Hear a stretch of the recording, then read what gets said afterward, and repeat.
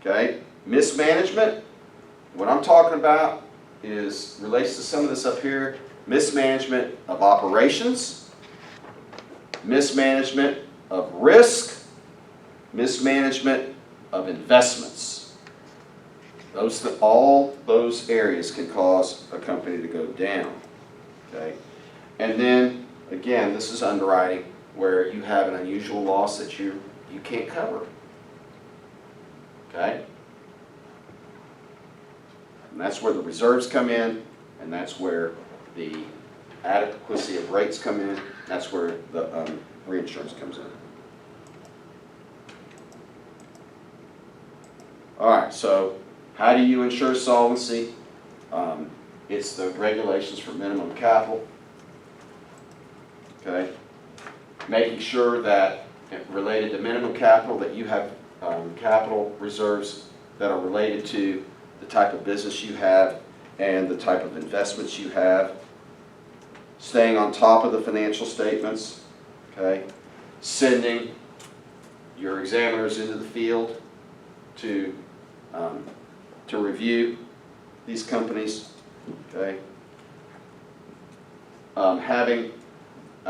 These are just interim reports that are filed. Oops. Okay, they're not as complete as a field examination, but they're interim reports that help keep the regulators from being surprised. All right. So this has to do with underwriting and rejecting and accepting applicants. All right, so the majority of insurers use credit, the credit record, for purposes of underwriting and rating. And this is for auto and homeowners. And it's a subject, it's a source of debate. Whoops. Okay, and so in defense of using the credit score, there is a high correlation between credit record, the ability of and willingness of a customer to pay, and also how much they're going to nitpick you. Okay, are you taking on a good risk? And that's the job of an insurance company, to assess whether they're taking on a good customer. Okay? And you know, how do I say this? I guess there's no way to say it delicately. For the most part, financial decisions are based on the ability of a person to pay back. Okay? Whether it's a loan or whether it's an insurance premium.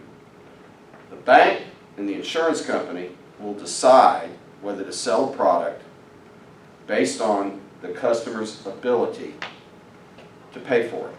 Okay?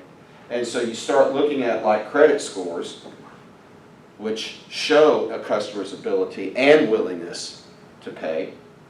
And what you notice is that people who get rejected tend to have similar characteristics. And so then people who are baiters out there, who are trying to stir the pot, they want to flip that and say, no, it's not the ability of a customer to pay, it's the color of their skin that you're using. Because let's say, for example, that you file credit scores and you see that a disproportionate number of African Americans have low credit scores. And so when you use credit score to determine whether you're going to accept or reject an applicant, then what you find is that you reject a disproportionate number of African Americans. And then troublemakers say, oh, the reason you're doing that is because of the color of their skin. And then members of Congress will get involved and say, we have to make laws to protect those people. When the truth is, there's really only one color that matters. And you've heard me say that before in business. And what color is that? Green. Green. Now, am I saying that there is no discrimination? No, we all know that there are maniacs out there, idiots, morons, nut jobs, that will discriminate, okay? And hopefully they'll get theirs, at some point. But the vast majority of these things are not based on race. Race happens to be a byproduct of what comes out in these things, and it causes trouble for business. And as citizens, we have to be careful to get to the truth of the matter. Because if it is based on race, it's dead wrong, and we got to fix it. But if it's not, then we got to fix that too. Okay? We got to fix that too. Green. All right. Most consumers have pretty good credit, and they benefit from credit scoring. Okay? But there are people out there who say that it discriminates. Okay? So when you fill out, your credit score does not contain the color of your skin. It contains basically a balance sheet, and most importantly, what a credit score reflects is whether you've paid your bills on time. You want to build your credit score? You need to have bills.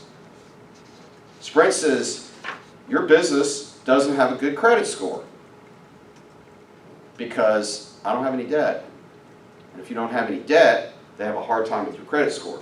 Now, I do have a number of vendors, which is baffling to me because I have about 5 services that I paid on for the last 3 years, and they're all on auto pay.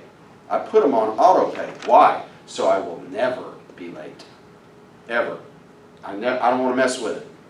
None of the bills are that significant, so I don't need to review them. They're monthly bills, and I know how much. It's the same amount every month, so I put them on auto pay. Okay? So I really don't know why. I've never checked my credit score for my business because I've never needed it. Never needed it. But as young people wanting to establish credit, you've got to have a bill. And that could be anything from electricity, water, insurance, a car loan, your credit card.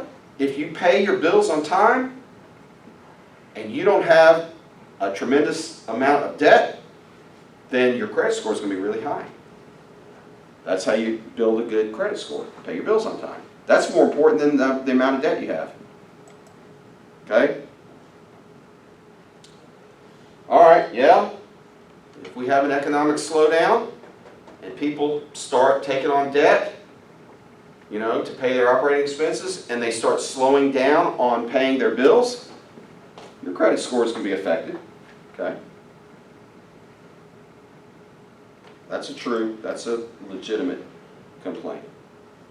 All right, so, most states have addressed this through legislation. You can use credit scores, but there's some boundaries. Oh, we're done. Chapter 8 is in the books. Dr. Reese wishes you peace out, shalom, and good luck on the test.